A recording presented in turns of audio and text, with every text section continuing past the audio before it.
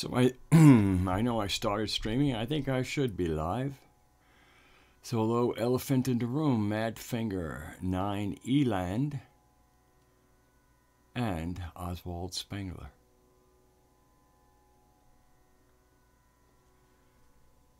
So, warm greetings to those who are already here. Warm greetings to those who will watch it not live. And more greetings when more arrive. Hello, Callan.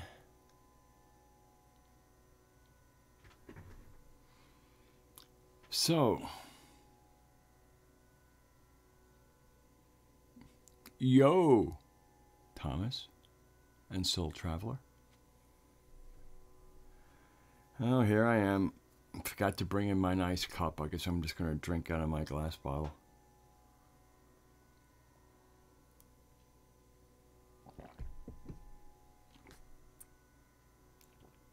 Hello, Meandering Mystic.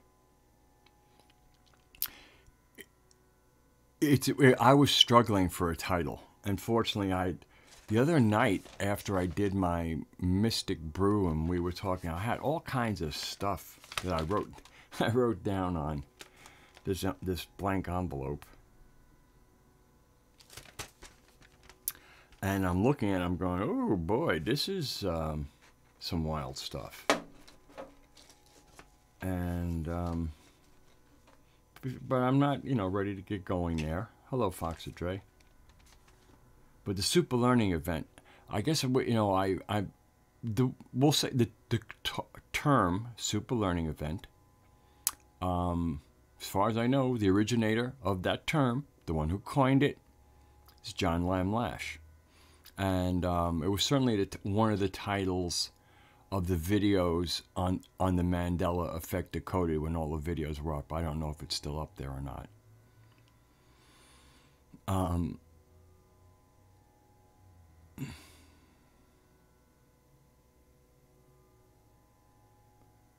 Well, that's good. Sorry to hear you needed a few stitches, but you got a chance to see Grace in action. So anyway, where was I?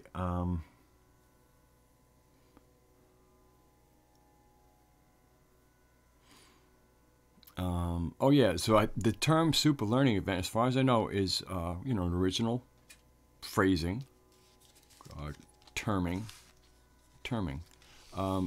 by JLL himself, and I understood it, conceptually. There's a difference between the concept of something, and then experience something, and it's when you experience a concept that you have gnosis. Gnosis isn't a belief. It isn't. I mean, it's something. You kind of like, if you touch fire and it burns you, that's gnosis. Fire can burn. At least it can. If you put your finger in fire, chances are, barring some certain possible mystical states, your gnosis should be keeping fingers out of the fire. Hello, Deborah Gale. Thank you for the comment. And so anyway, so super learning event. I probably should get out of the chat just for a minute because I know I totally understand, Thomas. Hello, Brandon. Thomas, I know you've definitely been through something that charged you, and I want you, please feel free to put it in the chat. I'm just going to get out for a moment and so I can concentrate, but this is by no means asking you not to share what you've been through today. Hello, BB Blog. So the super learning event. So anyway, the concept's been around for some months. It might even be a half a year. I don't remember when it came, and nor do I think it's particular. It's not overly important to me. It's it's been around for some months now, some lunar cycles, but I have to notice, And I have noticed over the months, you know, between, you know, reading comments on any place on YouTube, on anything I watch, you know, things that have nothing to do with our live stream community and stuff like that. Just reading people, how they express themselves. And generally people express themselves as they can. You know, it's kind of like, you know, picking up any instrument. It doesn't have to just be a guitar. You can play as well as you can. You know, you're not necessarily limited in any kind of real sense of limitation, but you can be limited by how much you have taught yourself or skills and techniques one has given oneself. So anyway, so I kind of, you know, I follow, and of course I engage in conversations with people. I've had close to like 8 hours of conversation, 5+ in one conversation and 2+ another one, and somebody that I don't have permission to use a name, but it's somebody I certainly appeared on a live stream at the same time with. You know, besides my own. I'm not on many other people's live streams, so it wouldn't be that hard to figure out, and probably just leave you guessing between 2 or 3 people. And those talks looks like it might have led up to me being on somebody else's show this coming Saturday morning. I'm not a morning person, and that's only because I've been an owl since I've been young. So that's my natural cycle. I'm not saying I love the schedule, but it's who and what I am. It's how I move. It's my natural cycle. Don't know why I'm nocturnal instead of diurnal, but I am. And actually, I get along very well with, let's call, you know, like night people I call owls, day people, early risers I call larks. I think I'm not the only one who does that. And I get along great with larks, and also to me the concept of like round the clock consciousness. To me, owls and larks are natural partners. You know, as one's fading, one's kind of, you know, still got plenty left in them, and as the other one is going to go to sleep, the other one's waking up, and boy, they wake up perky. That's the other thing. Larks wake up relatively quickly. Owls. It's really a different sleep cycle experience to be an owl, a true owl.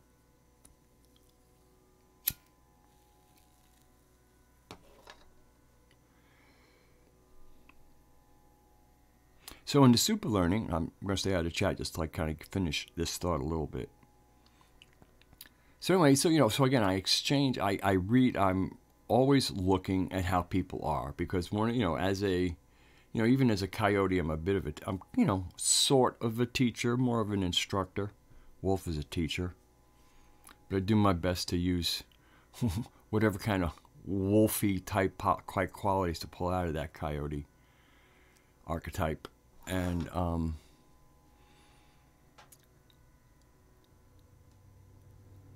so I pay attention to how people are doing. I'm paying attention to how they're developing. You know, pay attention to how we're all developing. It's why I have the super learning event. I also have my own observation of myself during these times. And that's, I guess, somewhere in the back of my head, I'd forgotten the term super learning event for the most part, not completely. And so I guess at some point there was a part of me that was monitoring the super learning event. And in recent weeks, especially, there's been a sense of being able to talk to less and less people. I mean, I can talk, I mean, you know, when I say can talk, I mean really communicate like keep up together. It's like, you know, it's almost as like if you're going to go jogging. You know, you got somebody who can jog at your pace and at your endurance. Or else wouldn't make, you know, you couldn't do it together if the two cannot keep the same pace. And there's a certain amount of intellectual rigor and vigor to everybody. But kind of like running, there are different. Some people are sprinters. Some people can hold out forever. Some people can do both.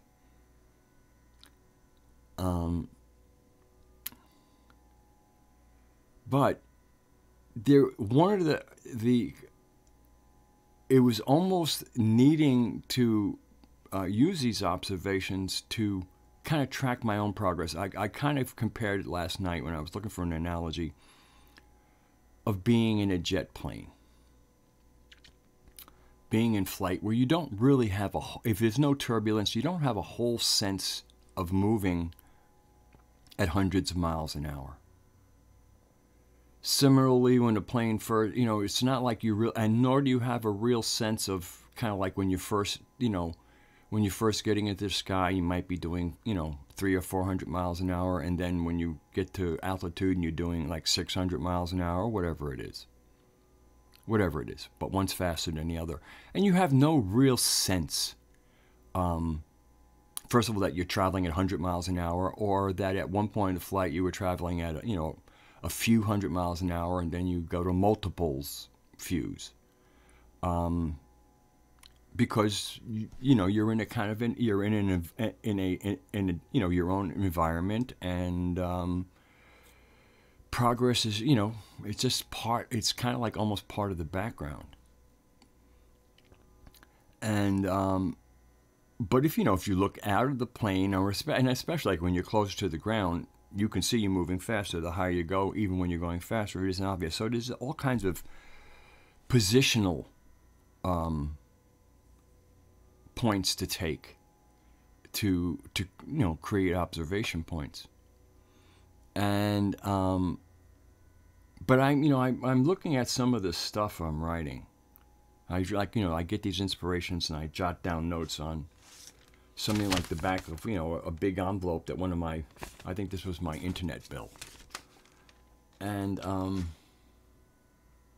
speaking of bills, thank you to all who have helped me out recently and sent me some PayPal donations. Thank you. I love you. I love you all. But I mean, you touch me. When you help me out, you really touch me. And so anyway, I don't want to get off track here.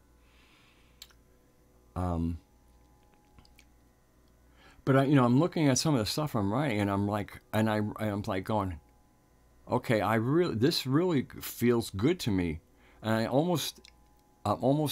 I'm reticent to share it because it seems like people are going to think I'm nuts.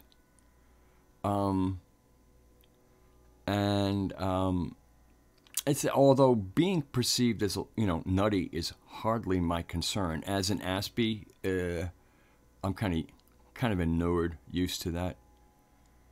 I'm gonna remember to mute this time.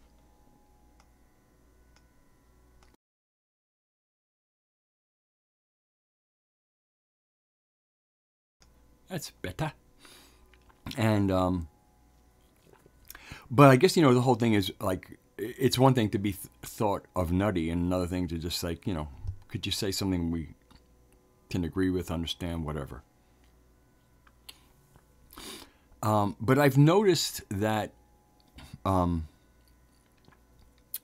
that other people who are kind of making the planetary Tantra journey, who are spending a lot of time in the dreaming, acknowledging the dreaming, the potency of it, the uber reality of it.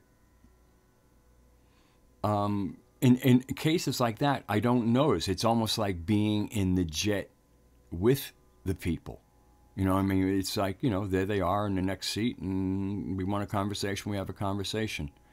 We're proceeding apace. But there are other instances where, and especially more observant, because, in the general public, but it's like there's a real.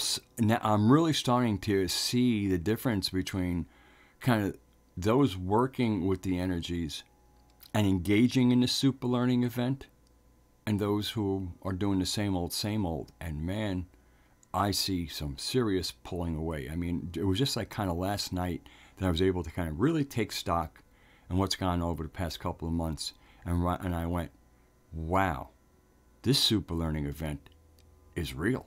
Like, in other words, I had my super learning gnosis.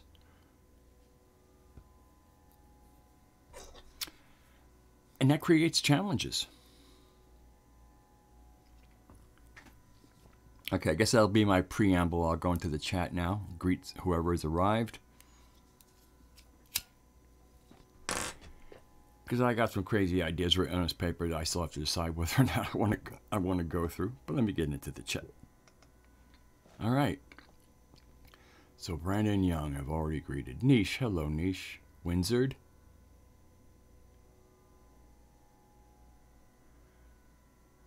Okay, I want to make sure I haven't missed anybody. And then also I want to read. Okay. Oh, I see a few owls in the chat. Brandon being one of them. I think BB also is one of them.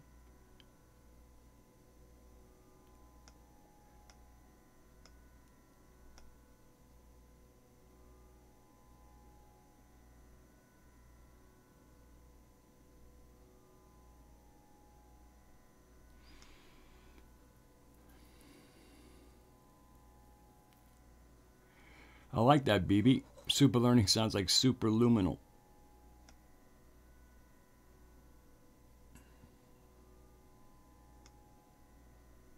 Okay, so I've greeted everybody, and so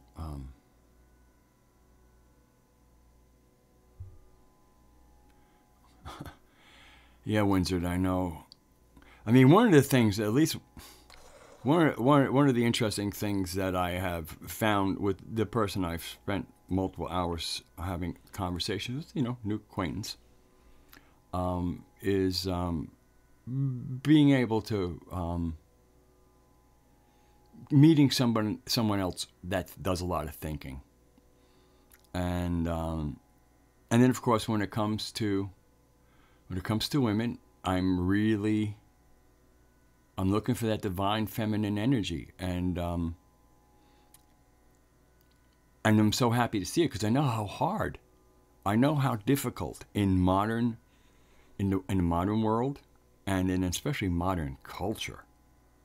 And and what, because in modern culture there's celebrity, and so in modern culture and celebrity modern culture, I don't know who would be an example for divine feminine for anybody.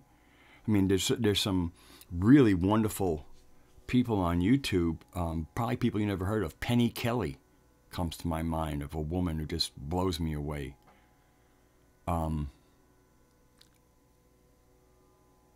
Just bringing the goods.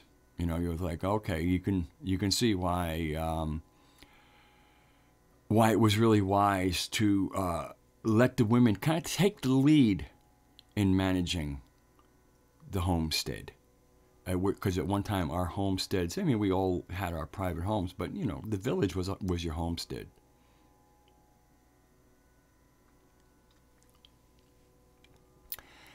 And and I feel that the concepts of the matriarchy are very misunderstood by both genders. I think there are a lot of men who could get bad goosebumps, cold blood running through their veins at the concept of a matriarchy, because they might be composing it of, wait a second, all this feminism around me is supposed to take control. I mean, the modern manifestation of the political movement, the contrivance of feminism, to me, will scare any sane person.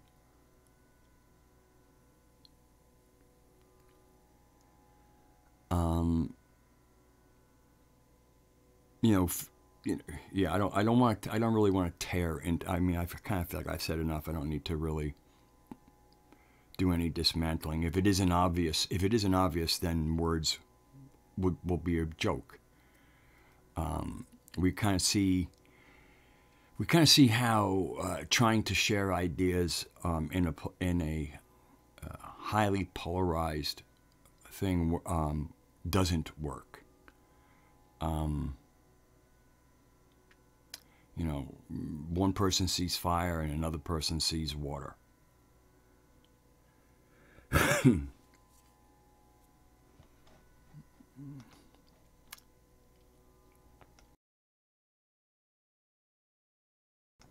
we go.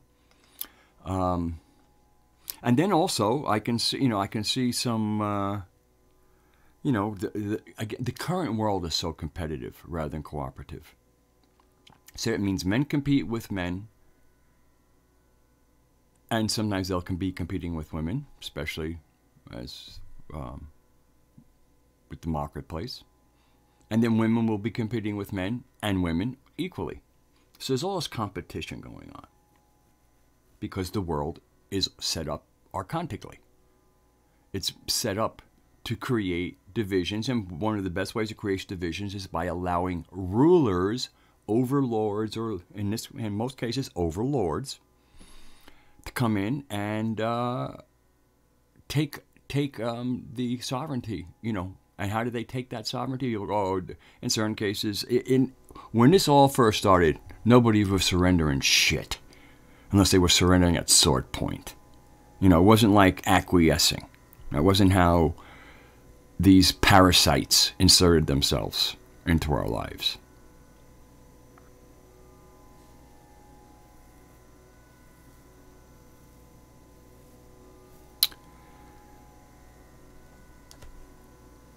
Okay, I'm probably going to go in deep, so I'll get out of the chat very. Let me see. Here comes one of the Telestic. I want to take a look at that. Yes, it is. It's very important that he does that.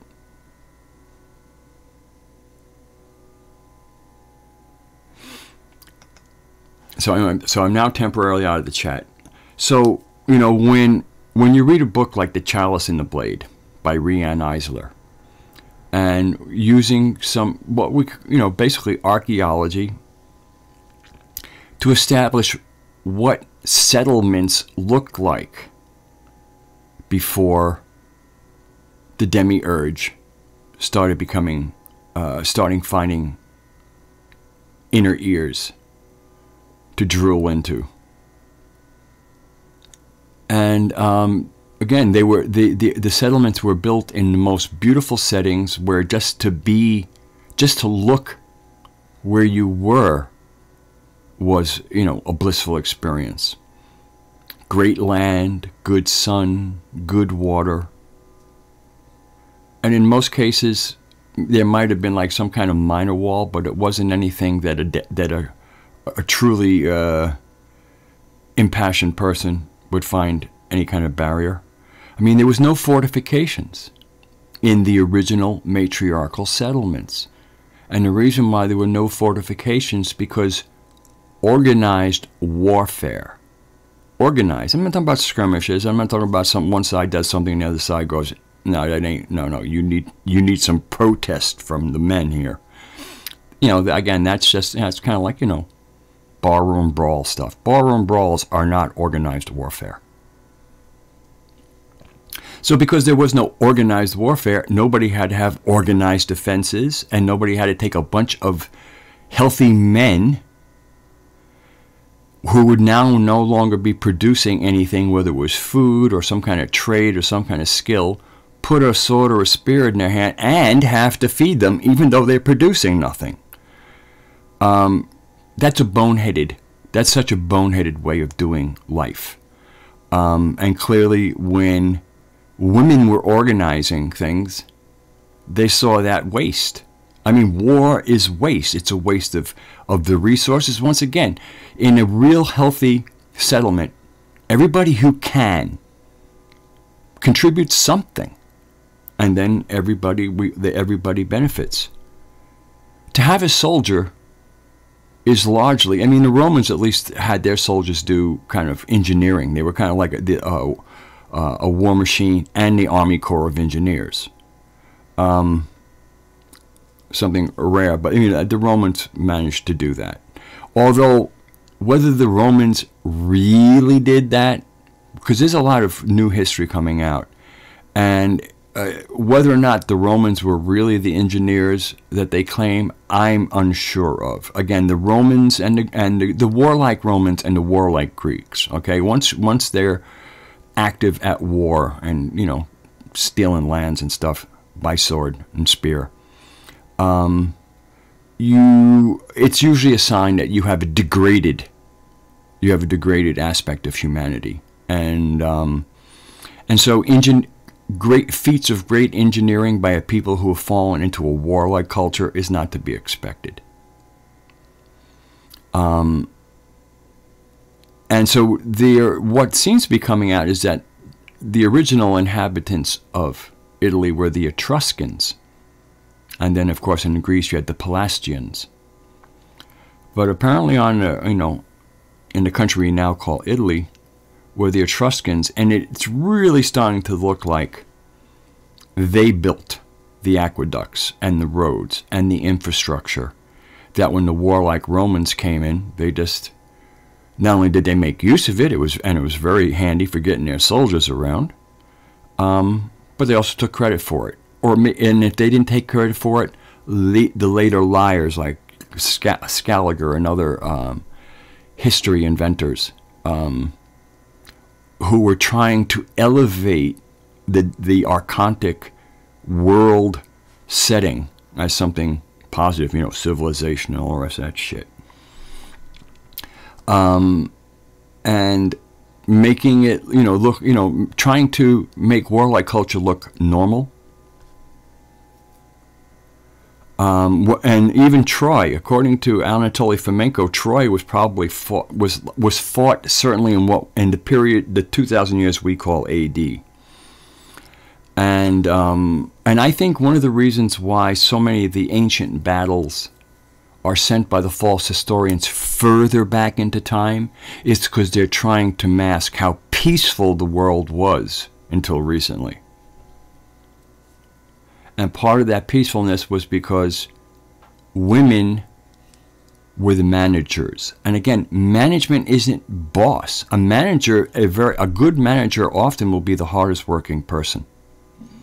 I mean, if you have a manager that's also hands-on, very often, if you need to ask the manager a question, you have to go find out what he's working on or she's working on then, and say, can I bother you for a moment, because they're busy making their team hum.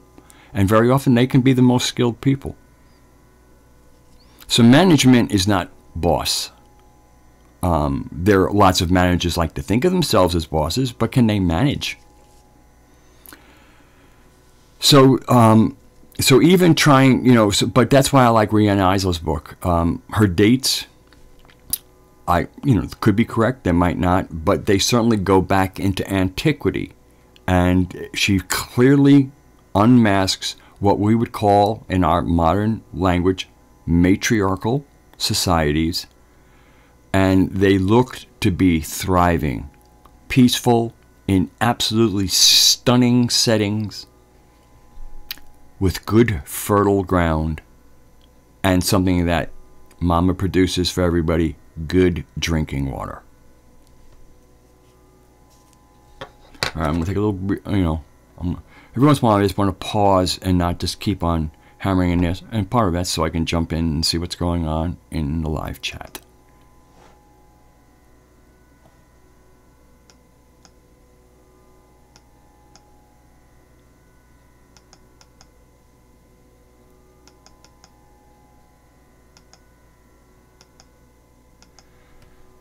Hello, peace, love, light, truth.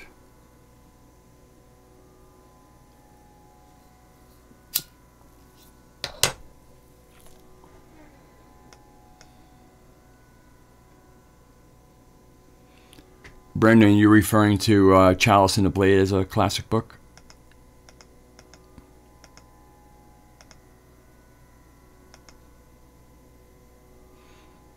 Yeah, roughly 1,000 years seems, you know, again, it's a round number, but 1,000 years is, I mean, part of it is, it could even be 1,100 years, because the BC AD thing is kind of, that's where the trick hides. So where whoever inspired the writings, whoever inspired the, you know, the, what we'll call at least a semi-historical personage of Jesus, or Iassos, Anatoly Fomenko seems to have identified a crucifixion and somebody who fits the bill, an actual historical person who fits the bill, in Constantinople. If I recall the dates correctly, that person was born in what we now call 1150 AD, and was crucified in what we now call 1183 AD. And so part of what we're seeing is when we look at what some of the paintings and some of the recording engravings and stuff that we think looks like it's, you know, they're telling us is like, let's say the year 1695, when one looks closer, and a lot of times there's even the dot there after what is clearly an I, and in some cases a J, depending on whether or not they were telling what letter they were using as a signifier for the person crucified, the Jesus Iassos.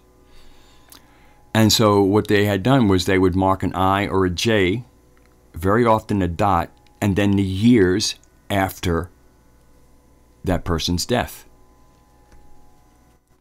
So if somebody sees an old engraving that is I-695, that is now being, you know, the like Scaligerian historians would put that as 1695, but in many, you know, and so what the actual person who wrote it is telling you that this was 695 years after Christ. So what the historians did was they turned that I into a 1 and moved BC as if that was a 1. In other words, they just turned a letter into a number and made that letter I to be the 1 that would be in 1,000. And yeah, so that's that's how they did it. Whether or not it was just the ignorance of the time, because the people of that time, there was a lot of ignorance there. I mean, after all, these were church people.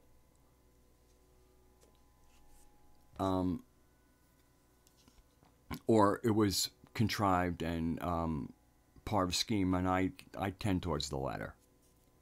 Because, again, there's convenience that, that the rapid onslaught of the mind virus spreading through Europe needed to they needed to make it look like, put it more in history so it looks like we've always been fighting. We've always had massive walls. We've always built our settlements up on inaccessible places that were terrible for growing things.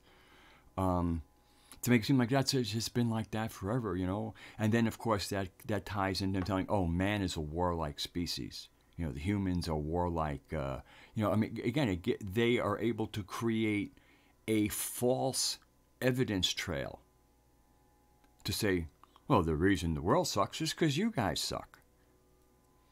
And we might suck, but we really suck in different ways than we're being told.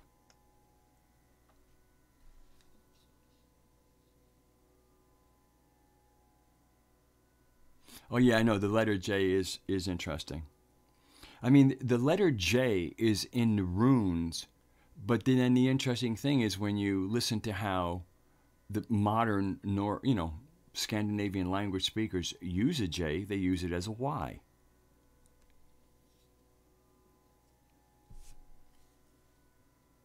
Hello, Lady Zaga.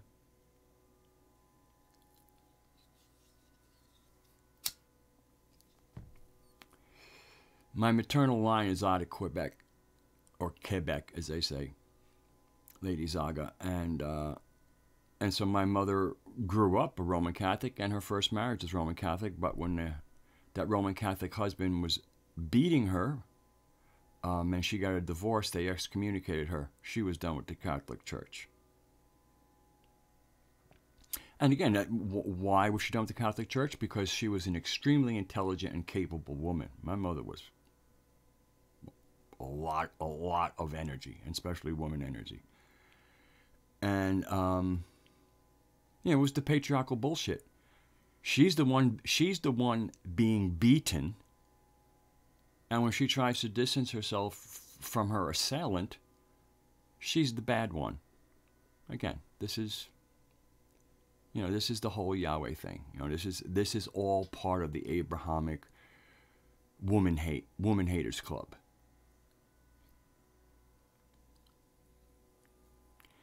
The interesting thing is, actually, I'm an accidental birth. The reason I'm an accidental birth is because my mother was unable to bear children. The doctor diagnosed her with something that is no longer there because the diagnosis itself was kind of a contrivance. She was diagnosed as having an infantile uterus, so she was incapable of getting pregnant.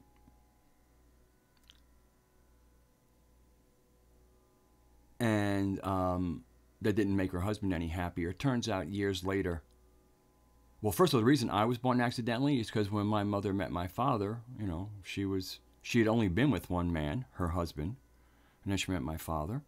And I said, you don't have to worry about, getting pregnant with me. I can't get pregnant. Well, when she met a fertile man, you understand where I'm going here? When she met a fertile man, she got pregnant. The reason she couldn't get pregnant is because the man she married was infertile.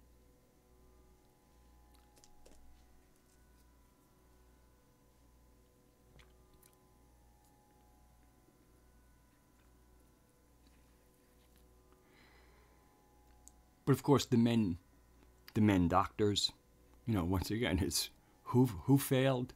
The women failed, because that is how the archons roll. And the archons are the organized religions. That is where the rulers come from. That's how that's how Europe was basically ameliorated, because the Pope claims everything. He claims all the souls, and which is based on law or Torah. By that time they were calling it Roman law, but let's say they had a lot of help putting their legal system together. A lot of influence.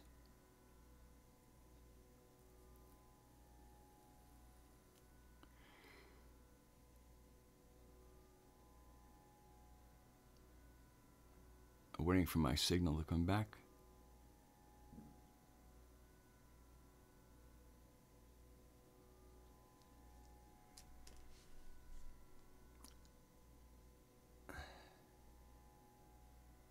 Okay, I think I'm back. Yeah, I am. So, I forget. I got retarded reading Thomas Kerwin's Archons Equal Distributed Algo Entities.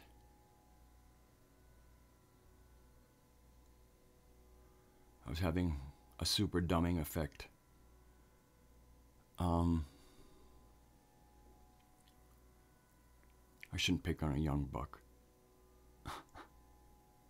That's why we call him the young buck, because then when he says things like that, it's, that's what a young buck will say.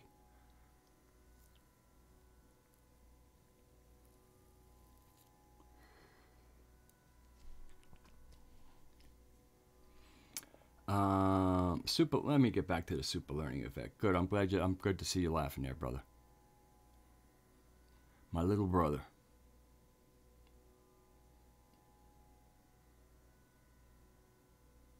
Oh yeah, so right, so what happens is, you may have heard the term petty kings and queens. That were, there were always kind of, you could say, ancestral leaders of various groupings of human beings, because generally it was the capable ones, the ones who had the really uber management skills, were looking into the future. Usually we're working with the shamans. They were trying to run a big family, which is what villages used to be like. And so when the rulers looked at that arrangement, they're looking down their archontic noses and saying, "Oh, petty kings and petty queens," because they weren't rulers. They were leaders. They were the managers. They were the most capable of the tribe or grouping, and everybody benefited from their stewardship.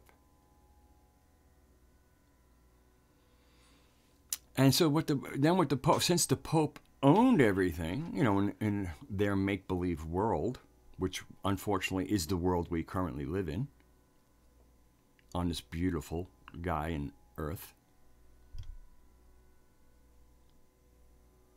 And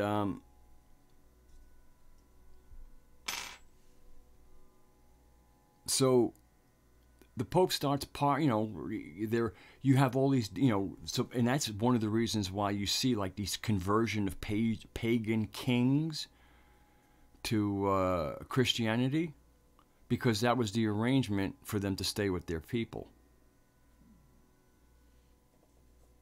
Hoping, thinking that, okay, if we play along, we should be able to exist. Didn't work out that way.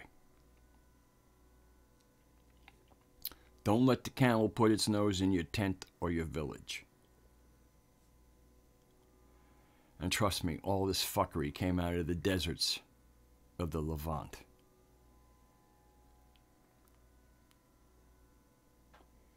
That's why all this Abrahamic fuckery is called, they're referred to the desert religions. And more Europeans are going, I'm not down with this desert philosophy.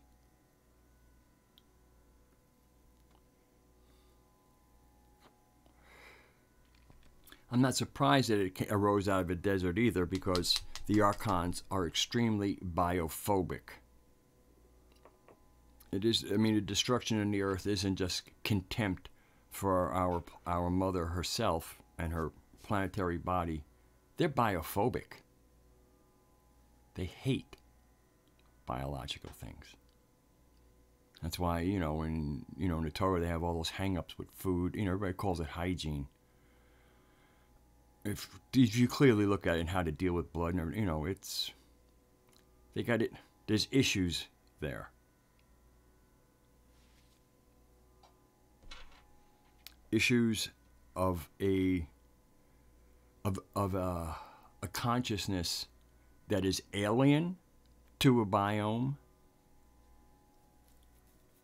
and is freaked out by it.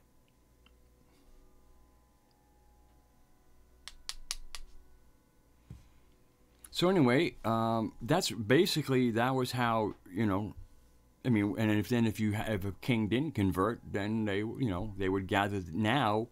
See, once you became a Christian king or queen, you were now where we go one, we go all type of thing.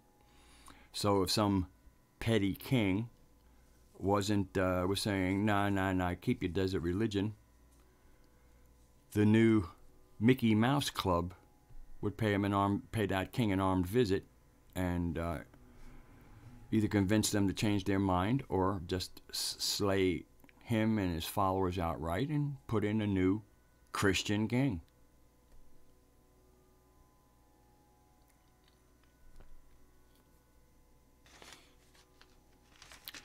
Some of the stuff.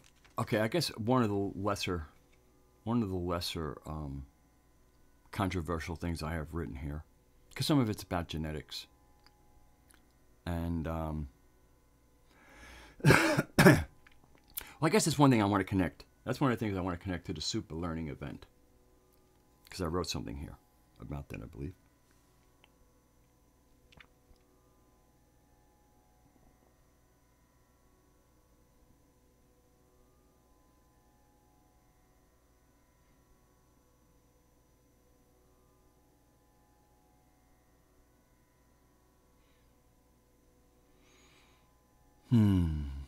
I'm just going to read what I wrote, and then I'll try to unpack it, because when I get these things, they come as packages.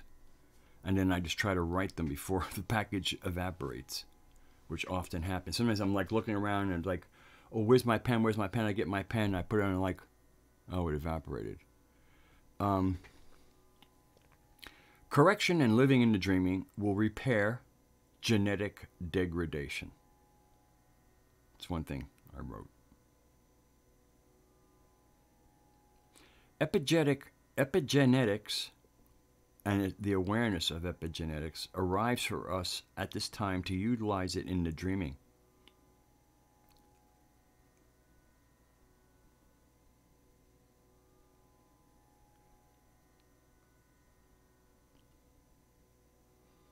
I mean, the Telestic will be very aware of Anthropos 11 coming, and that we are currently Anthropos 10, and other anthropines in the galaxy would be Anthropos 9, which will certainly explain if there are other anthropine species in the galaxy, and I think there's a very good chance, and there seems to even be some evidence of it. They would be from the Anthropos 9 genome construction, and therefore lacking some of the improvements made on the genome in the pleroma by Sophia Theletae, and obviously other pleromic entities, other qualities. But it seems like the point syzygy was Theletae and Sophia, wisdom and intent, or intent and wisdom.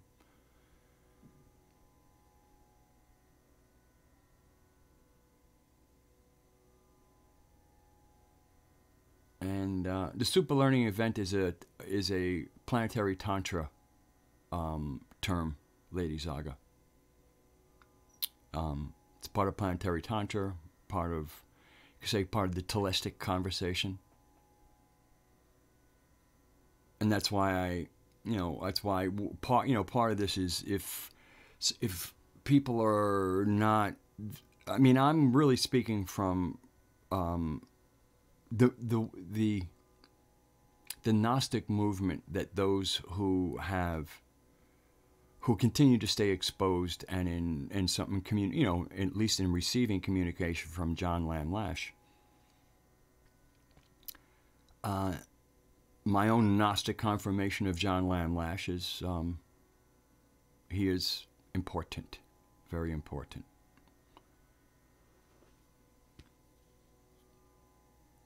But your own gnosis will guide you once you make that Gaian connection and start getting your instruction from our planetary animal mother and her dakinis.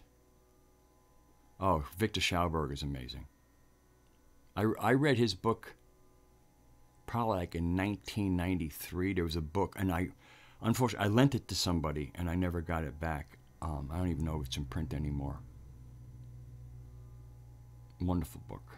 And it was called The Water Wizard.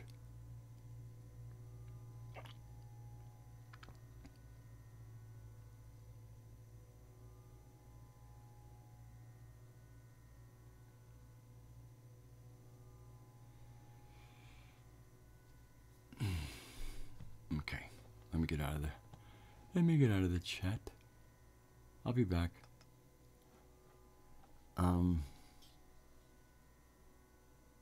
Super learning, epigenetics, right.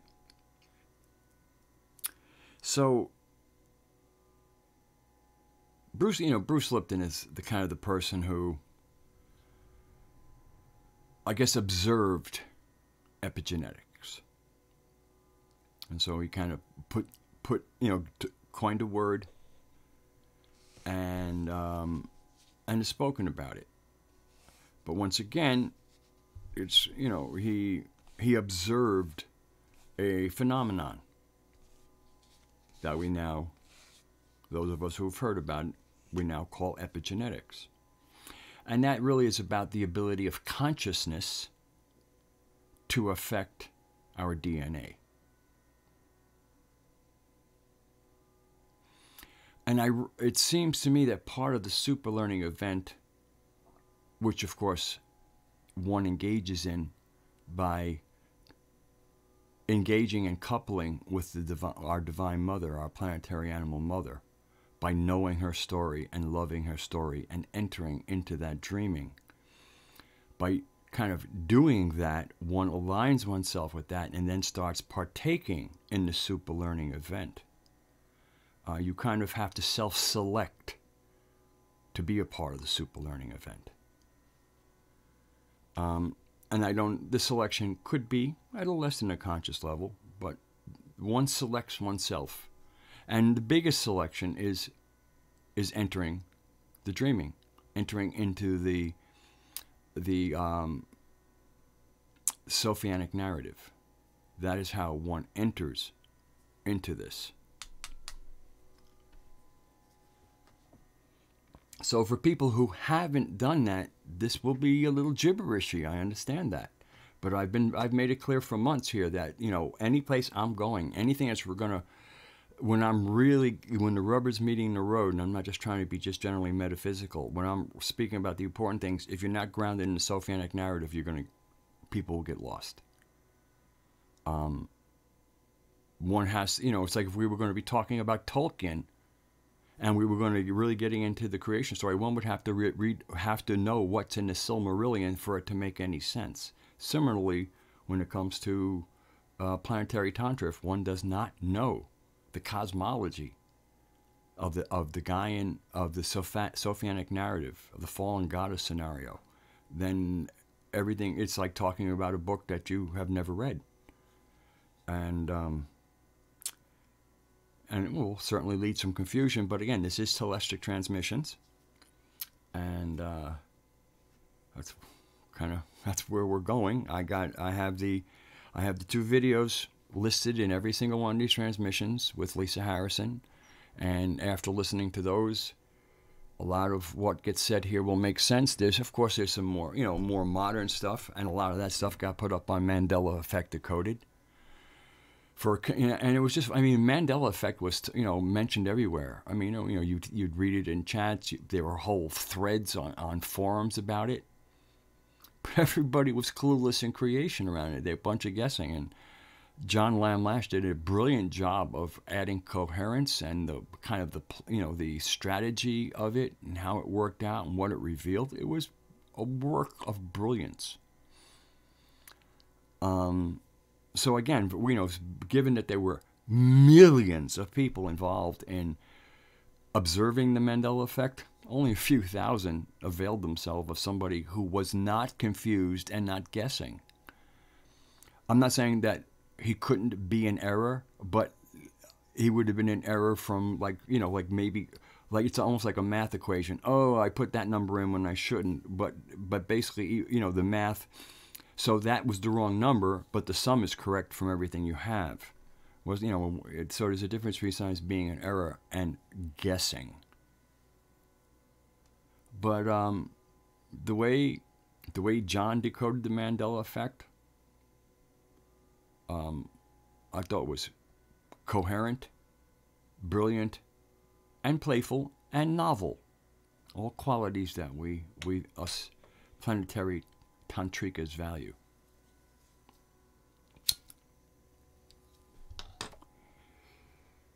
Okay, I'll get back into the chat.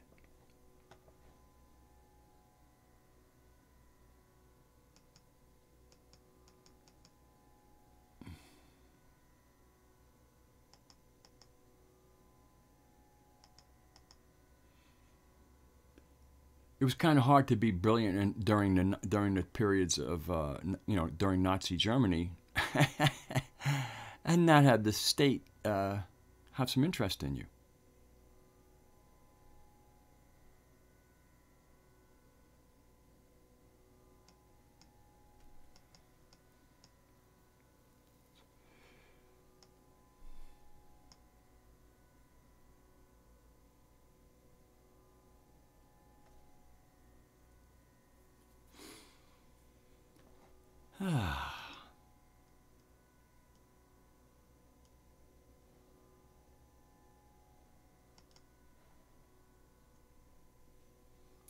I'm gonna do CW a favor and let everybody know that CW just started a live stream.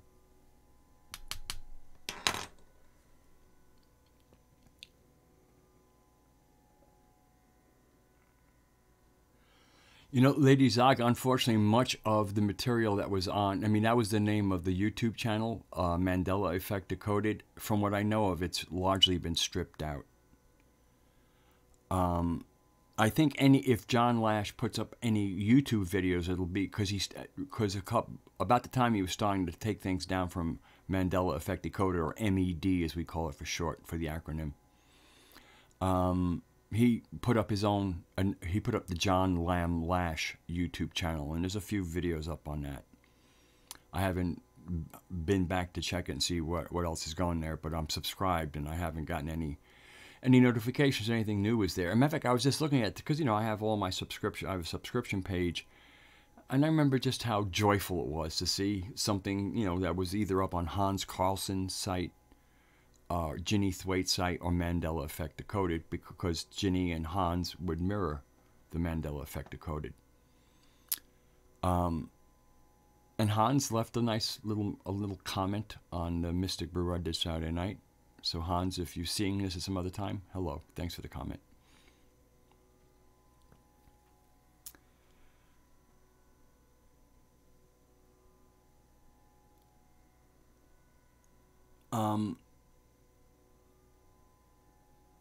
So yeah, so I kind of miss, I mean, I know for a lot of people in Planetary Tantra, one of the things that, you know, one of the great joys was, you know, turning on your computer, looking at, you know, what's new, and go, oh, John has something up.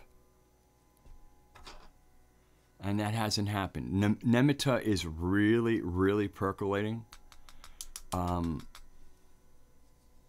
so much is happening there, and because I am unable to afford tuition at this time, there are things, like I'll get notifications, oh, this went out, and then I click on the link, go, you don't have access, because I'm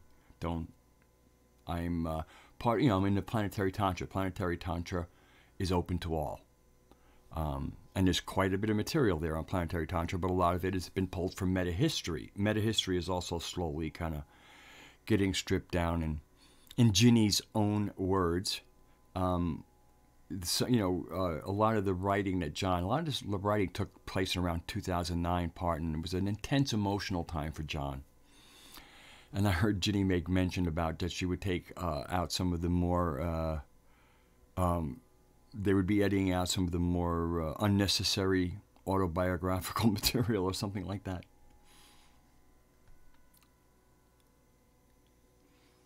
But Nemitta is where everything's percolating now. Meta-history is kind of winding down. There's still time. I mean, there's so much material up there.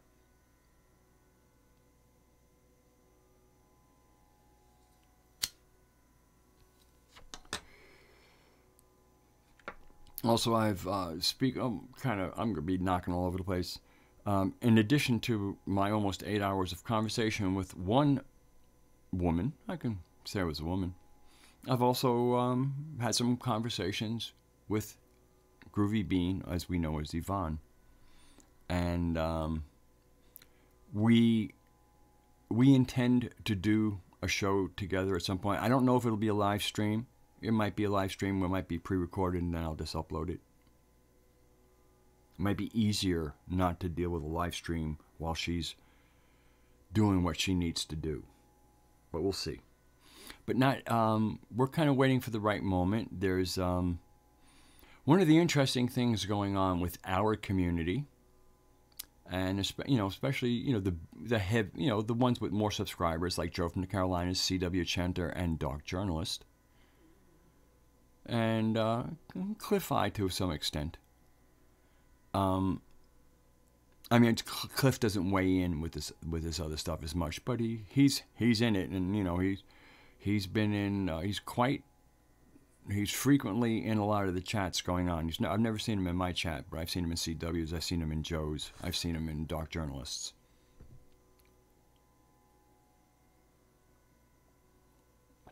But I gotta say that it certainly seems that the responses that the Blue Chicken people have been getting from people like Joe and CW and Daniel, dark journalist, has created, has certainly seemed to influence their dance steps. They are clearly well aware of the discussions being had in our anti-Blue Chicken community. Thank you, Oswald. You know, he is a bit of a warrior. I don't know. I might bore him, but I mean, you know, he admits he's a warrior.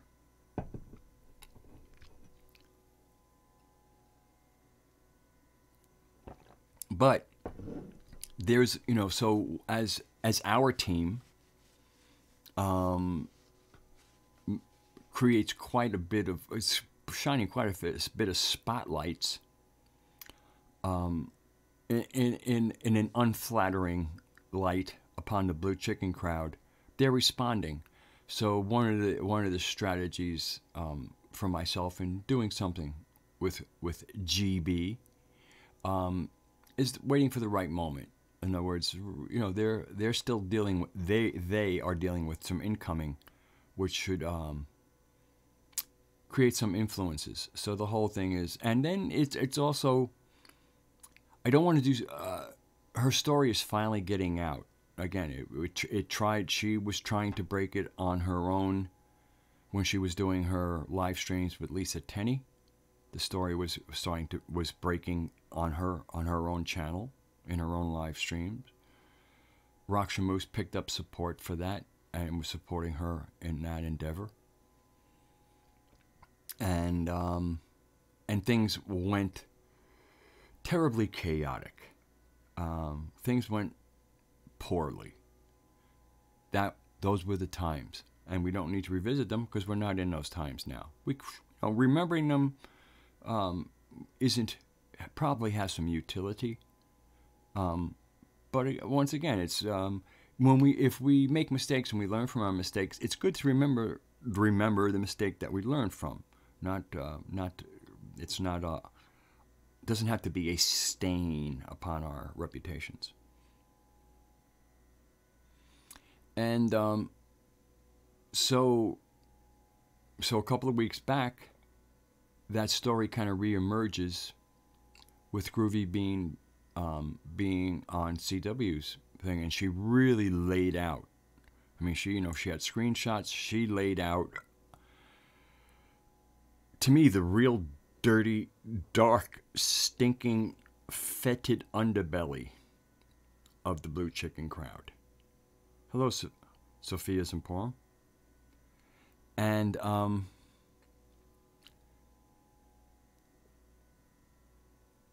and I thought that in many cases, like some of these other things, I feel, people can take different sides on.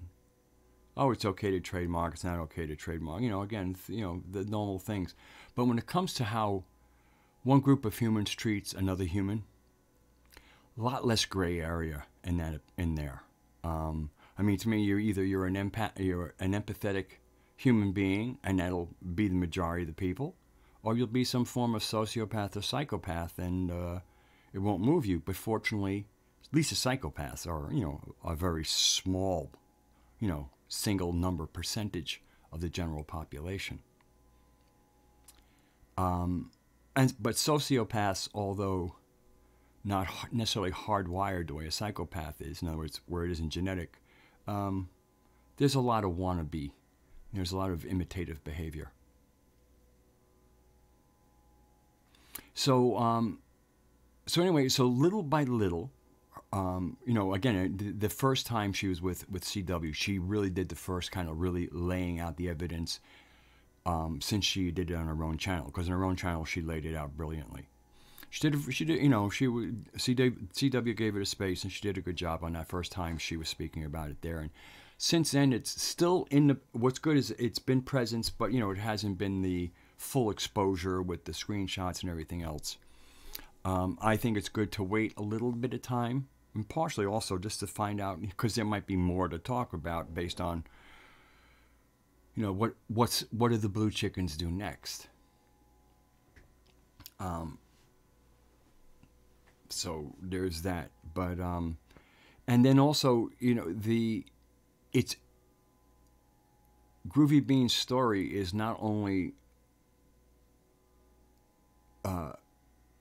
illuminating, you know, in a dark way, but there's also, you know, there's a lot that to really take the information in. Is you know, your empathy will be engaged, and of course with empathy you're going to be feeling some of that terror, because to be, you know, there's a certain, you know, the stalking and the other things, or, you know, we'll call it light terror, let's call it unlethal terror.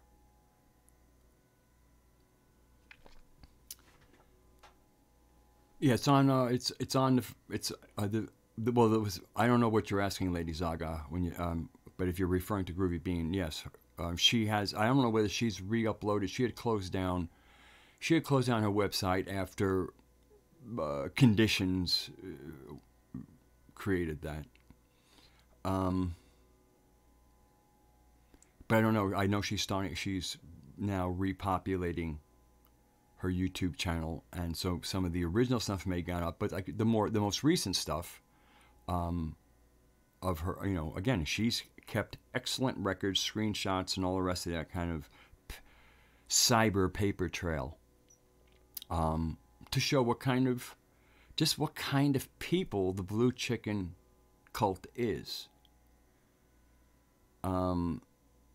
It's in stark contrast to the ascension and love and light and all the rest of the verbiage.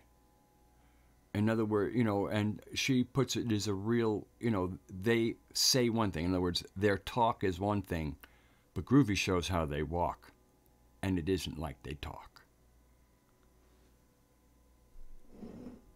Or how they cluck.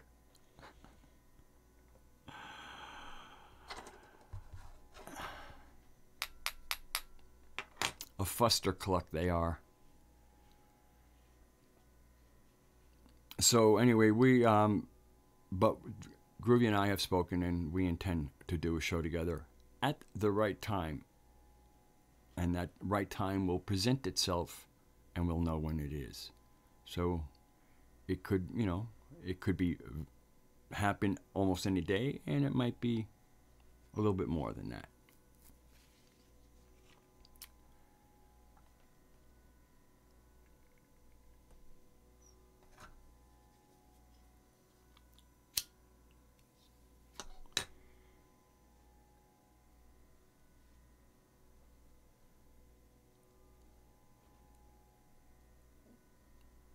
Maybe it should have been flustered cucks. I mean, that really is quite a crowd.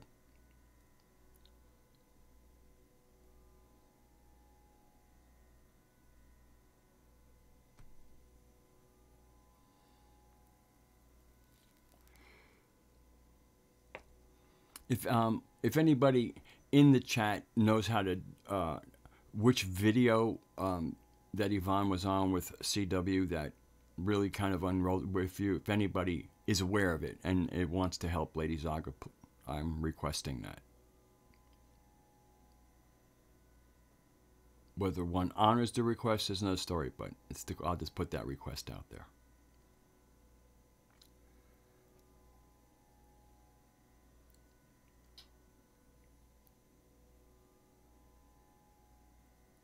So epigenetics and Anthropos 11. When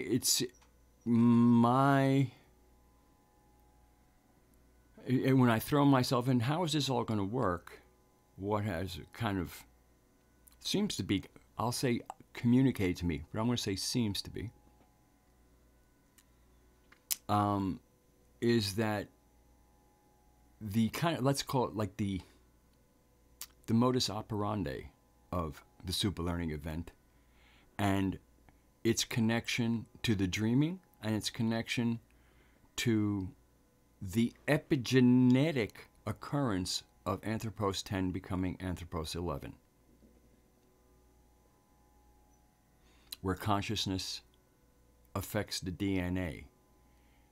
And whatever is reflected in the DNA becomes the genetic code.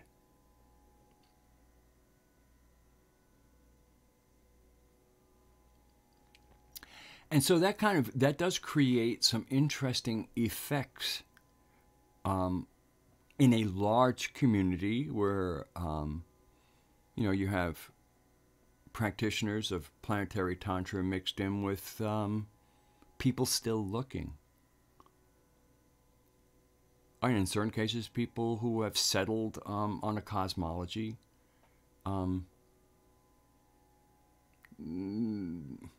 That's kind of like the template currently, the current template cosmology in the world. In other words, where agency is somewhere in heaven or in the celestial spheres as opposed to right here on our own planet or on our own Earth. I realize that there might be people out there who do not regard the Earth as a planet. It doesn't matter. To me, the Earth is a stage. So whatever shape that stage is does not matter one bit to me. Not one bit. It's a stage. Shit is happening on that stage. That's the focus. Not on the shape of the theater.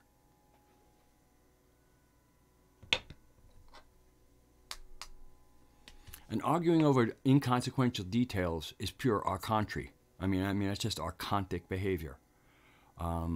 They like complexity, but it's the complexity of just pushing through, and finding lots of things that you don't understand, but so you just have lots of loose ends. Thank you, Elephant.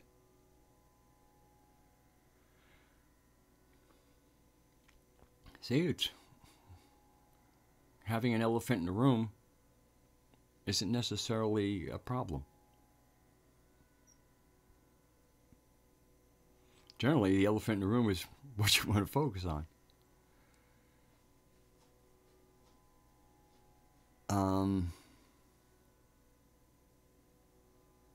So I'm starting to experience effects of the super learning event.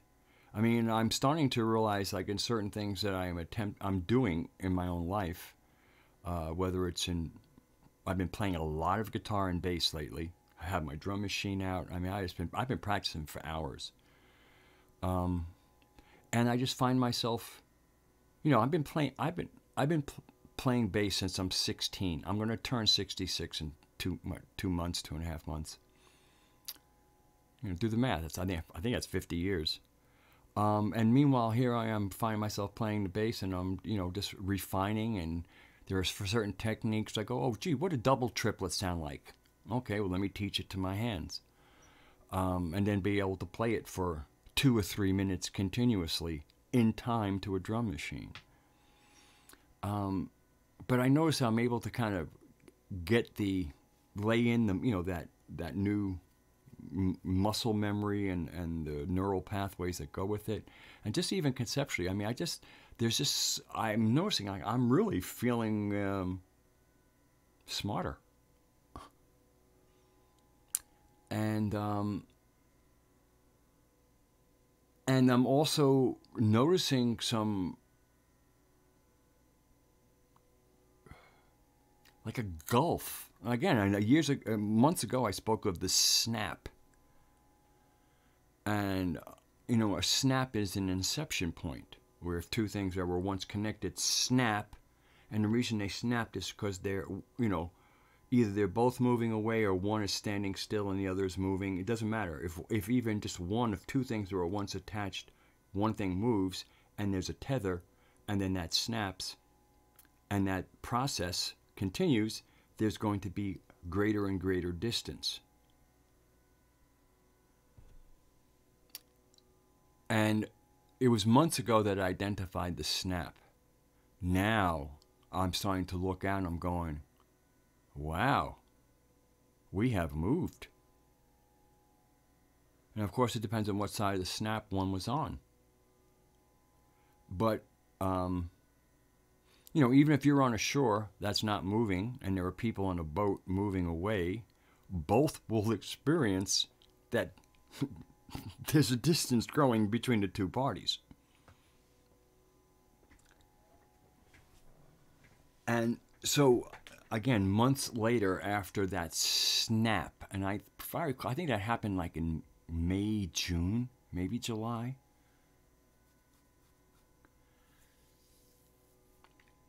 Now I'm starting to really experience, so it becomes a gnosis, that tantrikas do seem to be participating in a super learning event, and which is real good for the anthropos, but it's not a commonly, as far as like everyone, it's not a common shared experience, and that has ramifications.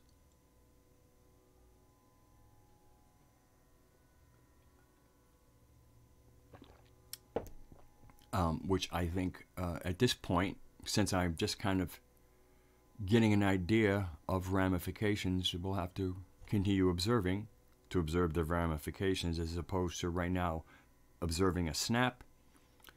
Now clearly experiencing like a form of super growth within myself and others, and then also a distancing from those who are not participating in a super learning event.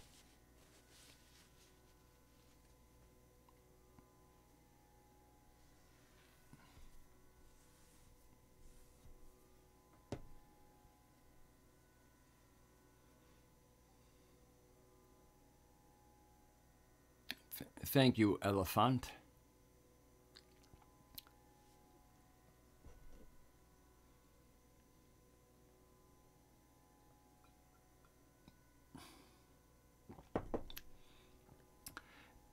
And sometimes I think, and I think it's why I am really up for doing these shows.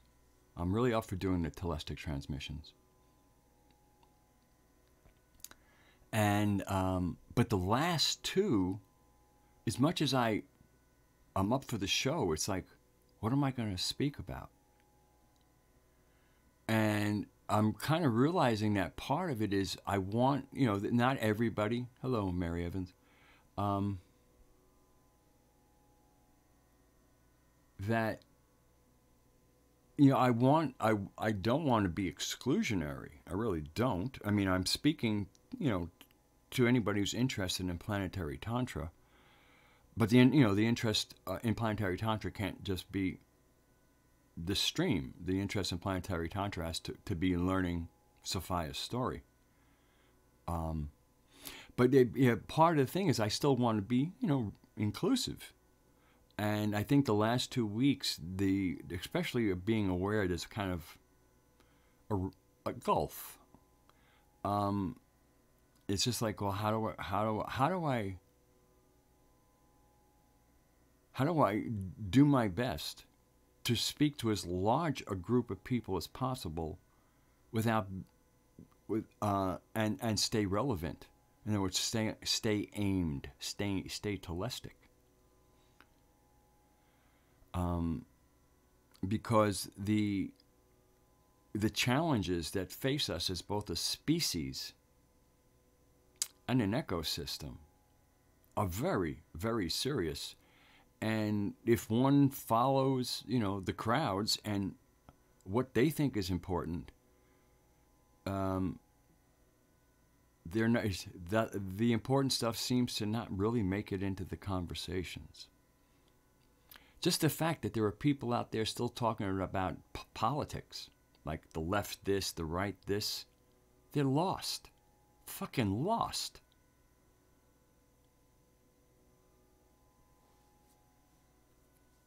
People who are referencing, their reference material seems to be, the mainstream media.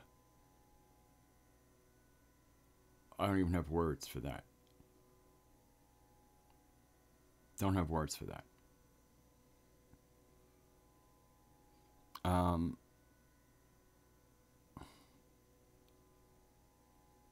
Kind of like, oh, are you saying there's no truth there? Let's say the truth is like a thread. Okay? And the main reason we use thread is to sew. And you have somebody got any thread and they give you a thread that's all knotted up and snarled and certainly not usable for sewing. I mean, if you manage to unknot it and detangle it, you might be able to then thread it and use it for sewing. But the state that it arrives in is basically useless. That's how I would describe mainstream news.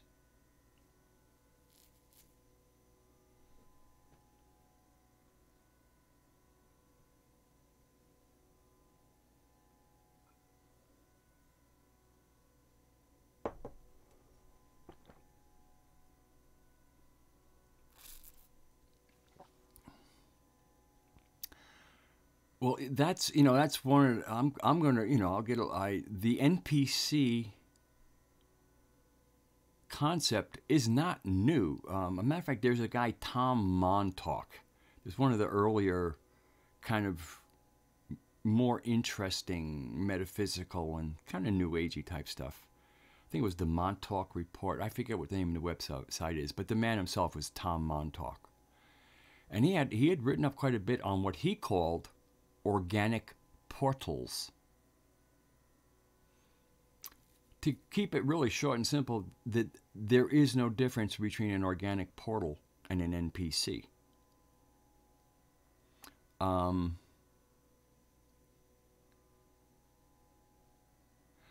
so basically, when you are not divinely fired, you might have a divine spark in there somewhere. Generally, a biological unit living will have some form of that in there. But whether or not, there's a real operating system, starting to, like again, the concept of organic portals is they're just kind of like there's meat running around, interacting with, and you might even marry some meat, whatever gender side you're on. But largely kind of like anything that is not self-powered, so to speak, it needs to get its programming information from a source because it is incapable of doing its own processing. In other words, the central processor is offline. It's almost like you're at a computer terminal, but the CPU is somewhere else. And for a lot of people on either side of the political divide, their CPU is where they get their information. And that's why sometimes people will, when are saying things, and I say, you could spare me the time. If I wanted your opinion, I'd watch the news. I know what they're saying. It's what you're saying. I don't need to hear it a second time. In other words, repeating it isn't going to make it any more real for myself.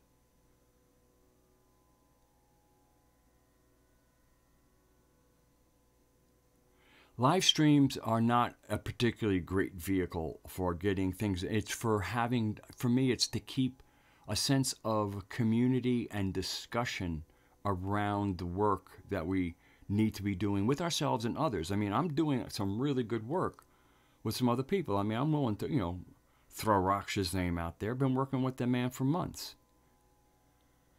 And we've done great work together. I would like to think that because we're working together, both of us knows we wouldn't be where we were if we weren't combining our dreaming and the synergy that results from those collaborations that are not about ego, that are about gnosis, that are about unpacking the all the little downloads or inloads that we get.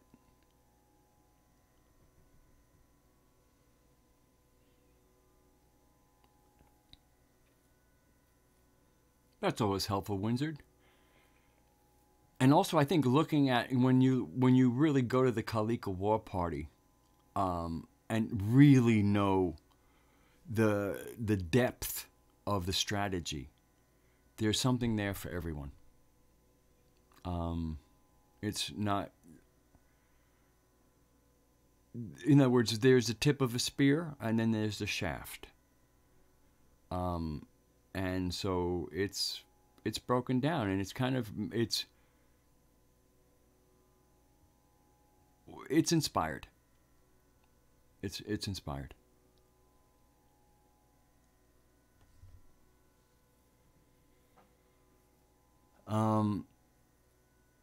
And also, I mean, I like the fact because it ties in with the Shakti cluster. It ties in with the Dakinis and the Mahavidyas, because the various bands have a Dakini or a Mahavidya. I think in one case a female Buddha, variegated mother is a female Buddha. But we kind of get exposed to those energies, these other manifestations of the goddess, that have unique qualities, and have autonomy as well. And so they're kind of, they have discrete bands of influence, as opposed to the Divine Mother, which is like, who's emanating all the bands, and these various bands have personalities.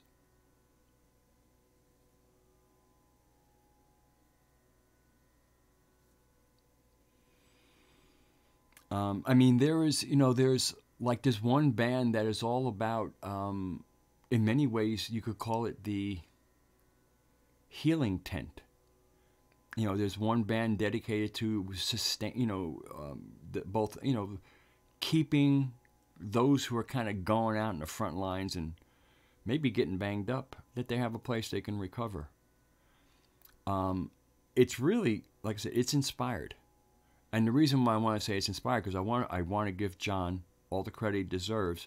But again, none of us in Planetary Tantra are working without the Mother, without our Divine Mother. And the more brilliant we are is usually has a lot to do with the fact of how through super learning we're able to keep up with her and be part of it all. Because it is the sharing of power that is at the center of Planetary Tantra.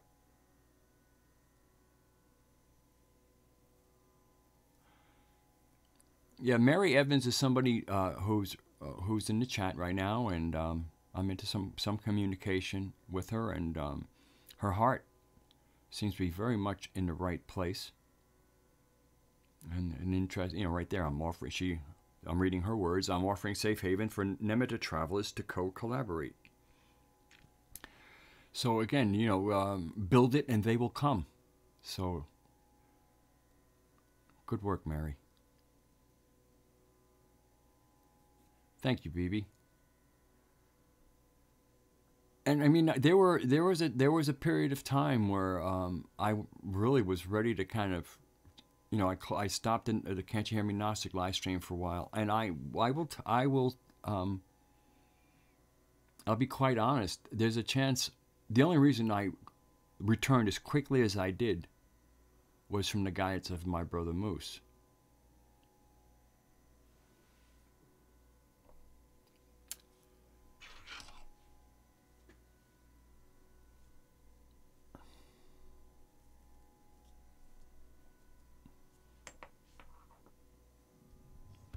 Because sometimes when you're kind of just, I was discouraged. I was, what's the point? I have the emails of the other Telestai. They're, I can reach them. It's not like if I closed down my stream, I would still have all my Telestic contacts. But how would I do? The thing is, closing down the stream would not allow other Telestai like Mary Evans to join in and create a greater, so in case, let's say the web, the YouTube goes down, not the web, or gets really restrictive, you know, the database of other Telestai has been building.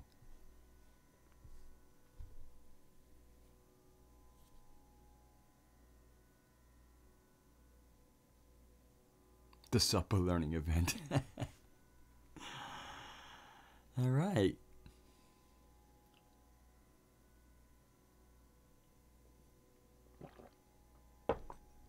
The word super, in many ways, should also always be the definition of super means above. There's another word, supra, S-U-P-R-A, means the same thing. Good day, RC. And so in many ways, the super learning event is kind of like above learning.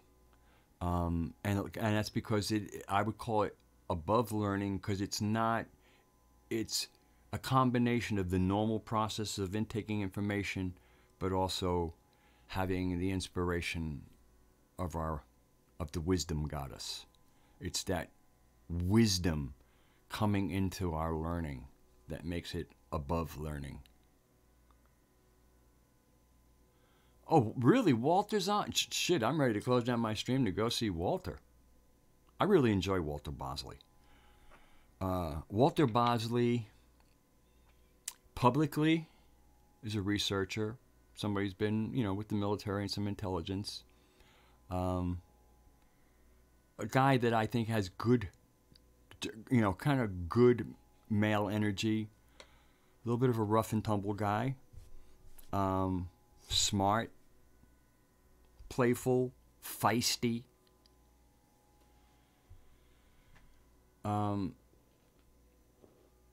But behind all that, if you listen carefully, and one of the more revealing, one of the places where I thought he really got revealed, and what he didn't say, with a little bit of what he did say, was on his interview some months ago on Nox Mente. Niche got him in a few places, and the way he extricated himself was lots of information if you knew how to hear what wasn't being said. So I kind of, in Walter Bosley, I know there's a mystic there. And one time I put it in a live chat and he goes, does it show? And I'm like, well, it does to me. So in many ways, again, that was a quiet confirmation that he's kind of, you know, having some pretty profound experiences like myself and a lot of other Telestai and, you know, mystics we'll say. And but you know, it's hard if you're a researcher bringing in the super learning or the mystical type of things. It gets kind of tricky because, you know, he can produce paperwork. He's doing real good research. So I find Walter a fascinating guy, and I enjoy his sense of humor. I enjoy his kind of burly man sort of attitude. So anyway, I'm completely, if anybody wants, I mean, the beauty of these live streams is, for me, the big part of how do you pick your live stream. To me, the live stream I would pick is the one that's going to have the people in a chat, because that's really the difference between why to go to a live stream while it's live, to participate in chat. So in a case like Walter Bosley, it might even be better for me to wait until it's uploaded and just listen to it and close the live chat. Because a lot of times with the people that I really enjoy, even there's a guitar teacher or a music teacher named Rick Beato, and he had to hide a few people today because they were just being assholes. And so sometimes, you know, if I go into certain live chats and I'm really enjoying somebody and people are being assholes, and sometimes they're not even being troll assholes, they're just their head's up their ass and the oxygen is cut off from their brain, and the kind of things that get produced from an oxygen-starved brain find their way into the chat, and it can be very frustrating.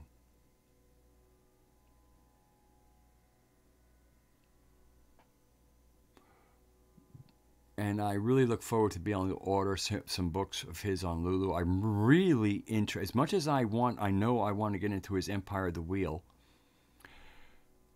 And part of that is because he did make some mention, and I think it was on Nox Mente, that he normally, his goddess is Athena.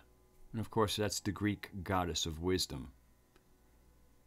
You know, but he made some mention of how that she kind of, he spoke of a vision he had where apparently he perceived her as Hecate. Some people might call it Hecate or Hecate. Hecate is how I was told to hear it, to pronounce it. And so when he mentioned, and I had just started beginning my courtship of Hecate. Again, I'm not trying to be, courtship is me being a little poetically humorous there. Oh yeah, oh yeah. She's one of the. I refer to her as a daughter of Sophia. She gets lumped in because, again, when the Greek mythology, the moment they start telling the story is when they start lying. So they kind of, they throw the Titans into as Gaia's offspring. The Titans are, interlopers. But if you follow Hecate through the myths, she's her own goddess. She is on, she supposedly is really a Titan, is what the Titans are claiming. Again, they're trying to ride on her coattails. The stolen glory of the Archons. But then she fights with the Olympians. So she is doing what is best for the earth. Hecate is mucho potent. And I feel like she was in many ways one of the first emanations of a coherent, autonomous, more slightly smaller focus than the planetary consciousness of Gaia herself. But Hecate, besides knowing it as the triple, the kind of the crossroads, and then that crossroads turns into the maiden, the woman, and the crone. Basically, the three major stages of a woman's life. Similar for a male, kind of. Young buck, man, wizard.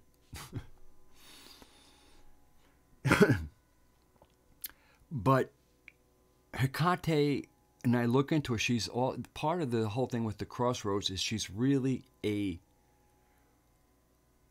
portal guardian, manager, something like that. And when you start getting into portals, you immediately are transferred into wheels. Because she's also supposedly the goddess who oversees not only witchcraft, but Kundalini. What is Kundalini? Well, it's that energy rising through the chakras, which in Sanskrit means wheel. So with Hecate, we have the wheel, because again, the various things she does, the portals, very often when we think of a portal, like a porthole, like on a ship, the windows, what are they? They're round, right? Portal, porthole. Matter of fact, sometimes the words porthole and porthole, unless enunciated with great clarity, could be mistaken for each other. And I think some of that has to do with a portal large. It seems to would connotate. Doesn't have to be round, but there's a connotation of something round or wheel-like a wormhole.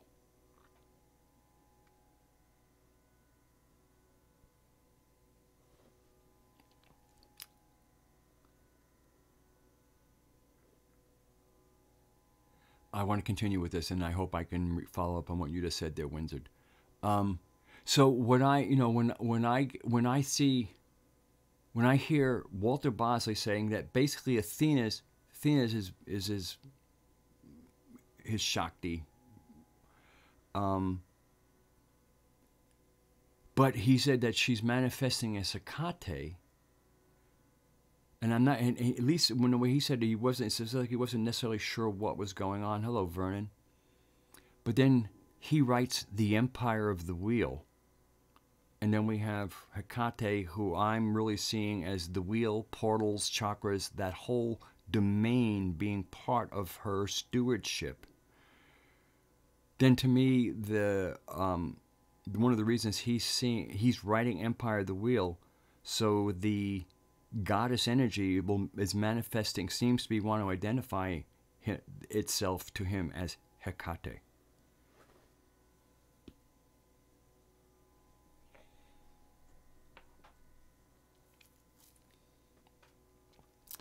And so there's, I would love to speak to Walter, and even if it never got aired, because there's things he won't say publicly because he wants to keep his books about his research, and then he does put some of his speculation in there, but he kind of puts an intellectual speculation. Of course, that is also fed by intuition. But there's a certain amount of groundedness in what people call grounded that I can see he wants to keep in his writings. And boy, I would love to talk to Walter about what he's really getting. The kind of stuff that he thinks can't be substantiated in the normal research manner and is a form of speculation that goes into woo. Man, I'd love to talk to that guy. I really would. I think we could unpack some things together. But yeah, so he's got his Empire of the Whale, which I want to read. I think it's up to 3 books. I think a 4th one might be coming out. But it's the explorations of Sir Richard Burton, who went into South America and Brazil specifically, not that long ago. And of course, if you're exposed a little bit to the New Earth and about all the worldwide culture that basically non-archontic, kind of the organic culture that had existed, megalith builder type.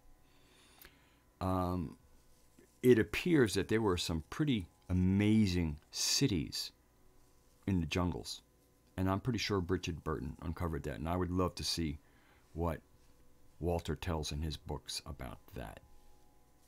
Because he'll write about that. He might not have been following New Earth or Anatoly Fomenko, and and also some of the the narrative that'll arise from some of that stuff emerging. And then of course he has his research, which I have not been able to avail myself of, and I'd like to read his books, at least one of his books, at least the Richard Burton book, and then go, hey Walter, man, can we speak?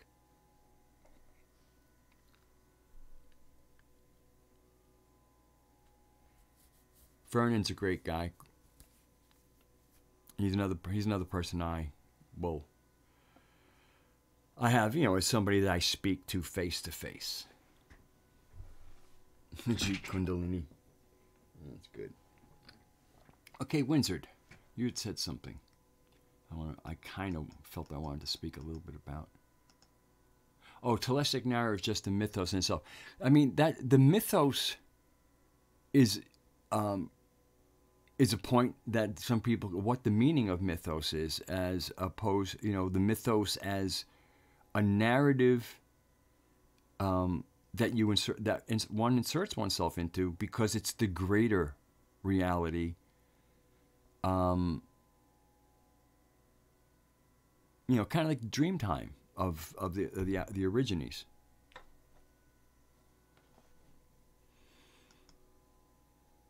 But it's a mythos based in a living narrative and a dynamic narrative, a narrative that is constantly unfolding, as opposed to the heaven-based ones where there's some God with a plan. You know what I'm saying? Just like a blueprint, and the plan that he has also has the end times. We're in a script in the heavenly model. We're just following God's plan. And that's a bunch of shit to me. Because if you, once you insert yourself into a living narrative, you realize that we're unfolding. And there's great things to come. And it isn't about, you know, smiting thy enemies. I mean, we look to me like we got some immune system work to do. But that's just cleaning shit up. That isn't, you know, providing entertainment, for the people, for people who feel they're righteous or some shit.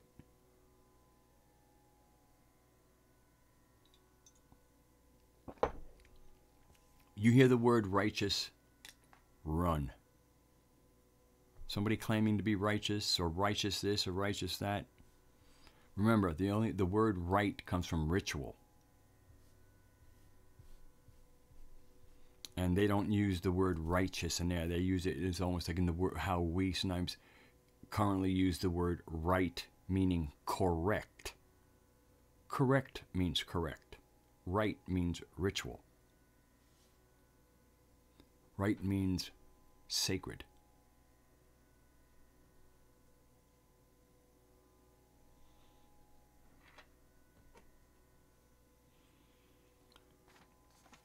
So the righteous, scary, scary. You know, it kind of ties into the whole, the whole Melchizedek. You know, you got to pull, you hear about the Tzaddikim, the righteous ones, the upright ones.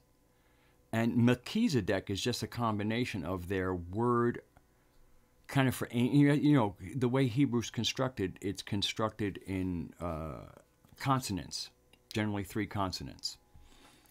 And so how you put those consonants together and what vowels are in between them make a difference.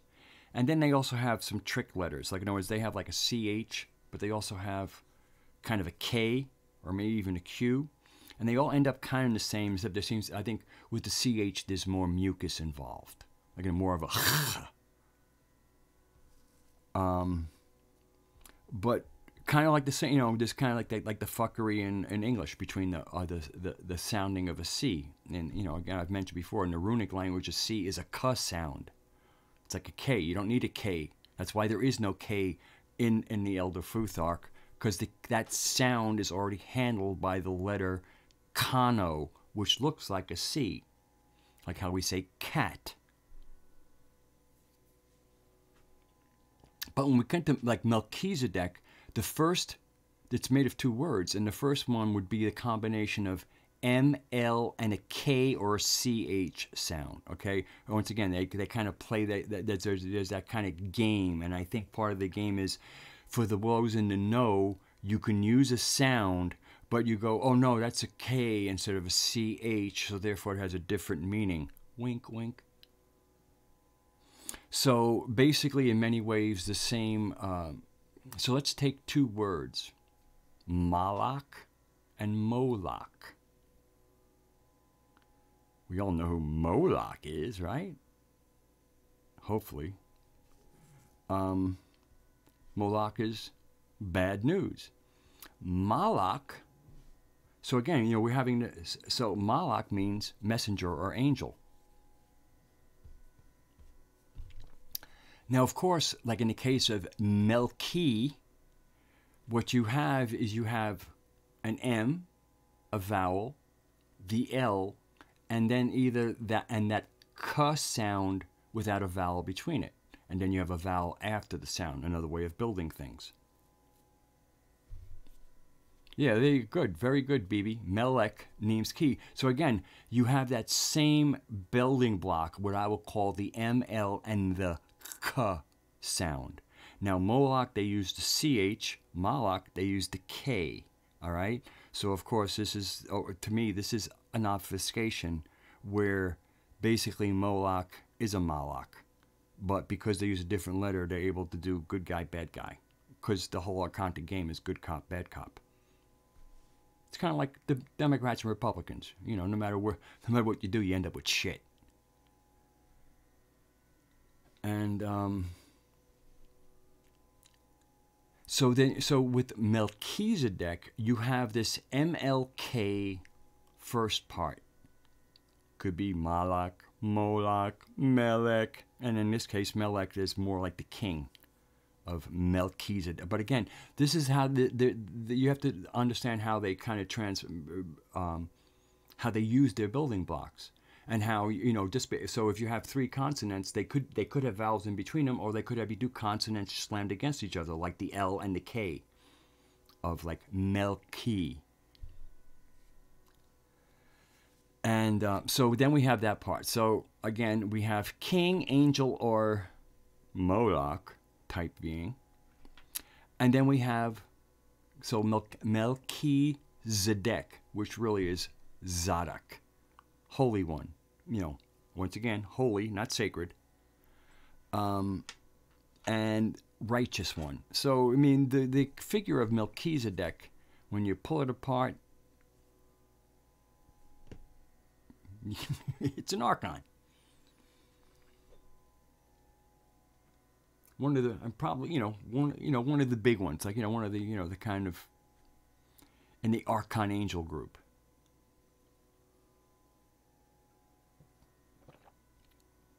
And please do not be fooled by the removal of the word, of the letters O-N from the word archon to come up with the pretty sounding archangel.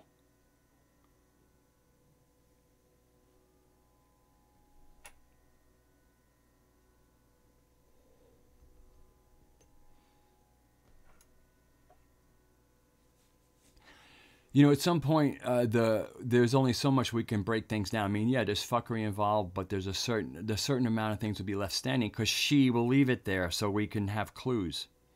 This is her dreaming.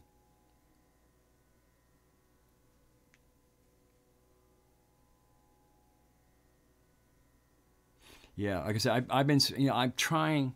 The word holy plugs me in the wrong way. I'm trying to make some peace with it by, tying into some, the fact I have quite a bit of European blood.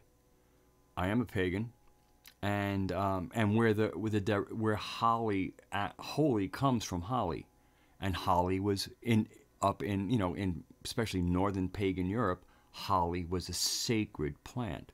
So here's what where we're getting at, where the real concept we want is sacred. And as John always cautions you, watch for homonyms.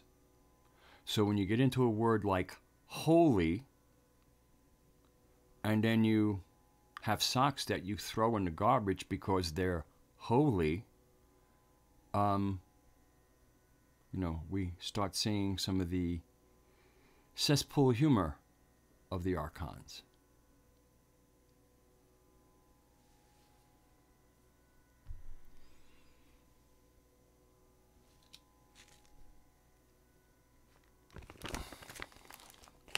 So I have and the word holy kind of comes with that whole, again, that whole I'm untouchable, and the holy right to exterminate people who aren't holy.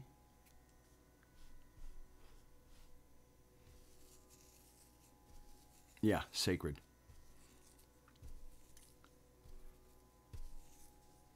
But occasionally I even find myself using the word holy in my head. And I'm like, okay, if it's going to come up, maybe it's because we can make that association with holly. And we do, it's just, words are forms of spell being spoken. And I don't want to put the word holy without hollying it into the dreaming. I don't want to use archontic lexicon, so to speak.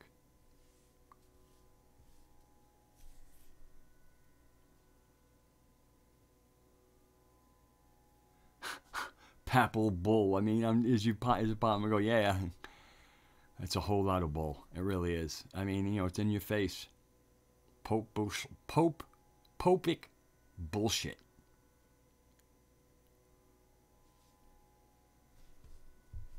I mean, what a Could you get any more mafia than, you know, than the Vatican? Yeah, you could, I guess, you know, United States.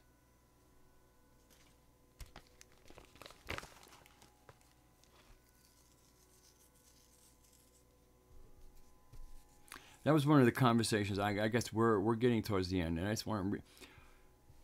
Since the inception of the world, let's call it post-Roman Empire, because it was around the Roman Empire that the archontic legal system and the fuckery that went with it, and the extermination and the organized armies that went with that whole package, kind of really took over the world. Where am I going with this?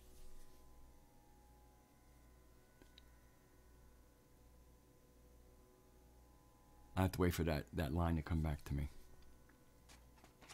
I'm just going to close out with it. I feel like it was good close, so it'll probably come back to me. Unless...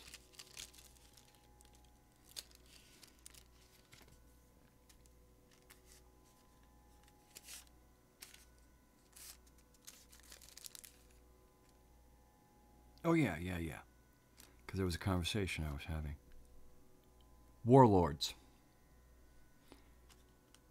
Basically, the world presidents, prime ministers, anybody who basically looks to be heading up a country are warlords. The world as we know it, the world as it's currently set up, the current archontic world setting, is all the symbology is laid out on the chessboard. The word Lord is the Lord on a chessboard. The Lord is the rook or the castle. The way the system rolled out and was really kind of like the template, especially of the Vatican and its Christian kings. You had the king and the queen, all right? There's your main power. The king and the queen are basically, you know, they come with lots of papal smoke up their ass and the authority bestowed upon them by the Pope. But they got people they need to boss around. So it all starts off with the Pope gives a king and a queen a portion of land. It says everything in that land is yours. You have the divine right, once again. And it's that righteous right, that exotic right. So everything in there is yours. You know, and they might be difficult to manage, so you probably going to need somebody to manage them. So the way the kings and queens did was they would have warlords, people, you know, who had some men under arms, maybe some knights, and they would give them a piece of land. Okay? That's where we get landlords from warlords. And so what you see is and then who's next to the king and the queen? The bishop. In the modern world, that could be a bishop or a politician. You know, a politician that's not president or prime minister. Could also, in some cases, and now, network anchors often will be sitting in that role a little bit too. So what you have is you have the phony king and queen with their phony exotic rights granted them by the bogus Pope. And they then find a person who has men under arms and says, okay, I give you this land, and now, but because I own the land, because I'm the king and queen, you know, but you will manage it, and so therefore you give somebody land so you get to use their thugs. So that, because you need them, those thugs, because when you and the bishop starts issuing your laws for the land, most people say, "Fuck you, man. We've been on this land for thousands of years. We know what goes. We lived in nature. We know what this planet's about. You guys are fucking demons. Send in the soldiers." So so what you see on the chessboard is the current layout of the world. Now, currently, the interesting thing is the king and queens these days are largely invisible. These would be the hidden hands. So when we're looking at presidents, prime ministers, and those kinds of people, we're looking at rooks. We're looking at warlords. To run a country on this planet, you have to be a warlord because we live on a warring planet. That's how they set the world up. So the one who leads a country leads the military. That makes them a fucking warlord.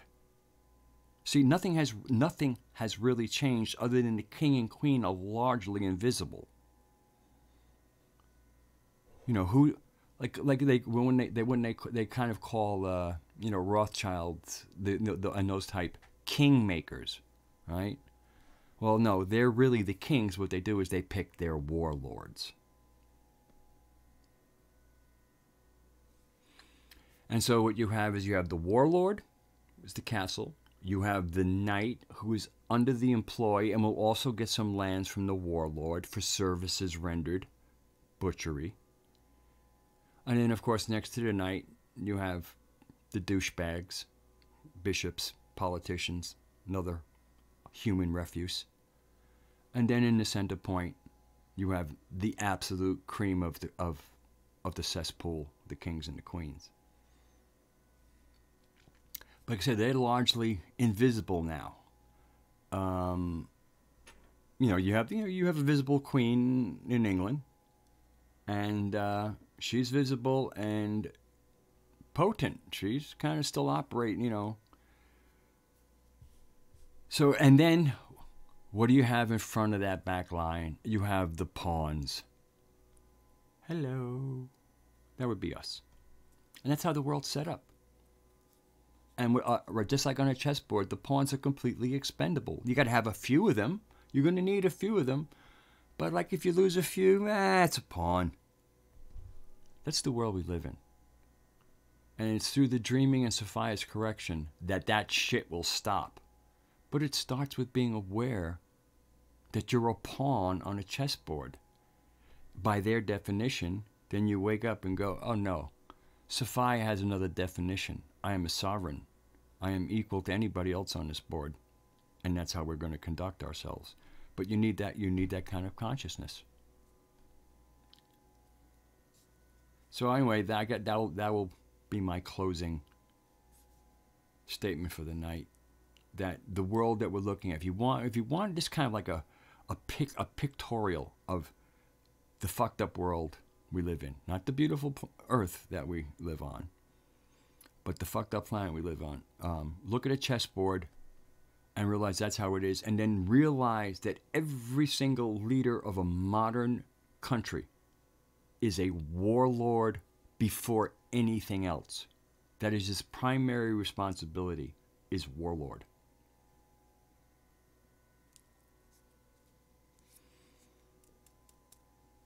And no matter who takes it, you start. Even if like somebody runs for president, said they're going to stop all this military stuff, maybe they can do that.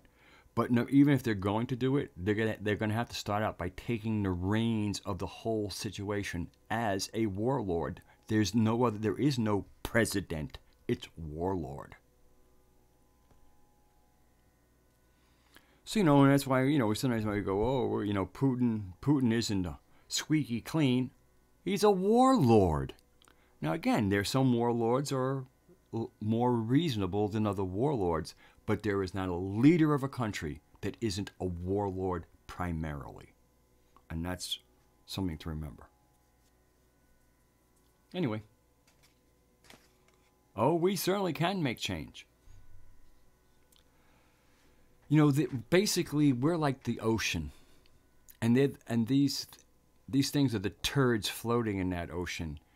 If we can learn to agree and create whirlpools, we can suck them into the bottom of the ocean and drown their skank asses.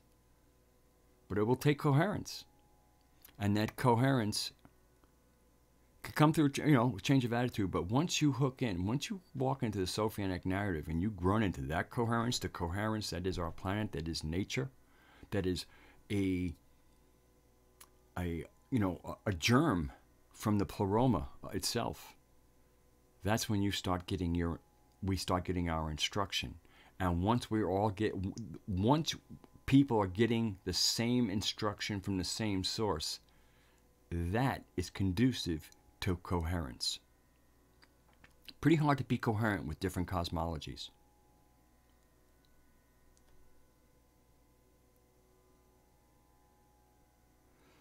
Okay, so that is. I think I've tied up all the loose ends, or as best as this aspie can do some loose end tying up. And so those who were not here in the opening minutes when I greeted everybody warmly, that warm greetings from my heart and joy at having people here. I would like to extend that. And again, to the people who are not part of the live chat, much love and warm greetings. And now, equally warm partings for now. And that would be it. So you all be well. And oh yeah, and we'll see. I mean, time has been flying, but I have some music videos, and I don't think I'm gonna do live streaming for my music videos every once in a while. But I got some ideas, some things I'm gonna do, and they're gonna be shorter. Live streams definitely bring out the wind in me. So I'm gonna, I want to have some fun. I really want, and not because I'm playing so much music now, and then I really want to do a few performance videos, but I'm gonna I have to get my DAW working again. Anyway, mwah, to you all, hugs, much love, and at the latest, see you next Monday at 9 p.m. Eastern Time. Telestic transmissions.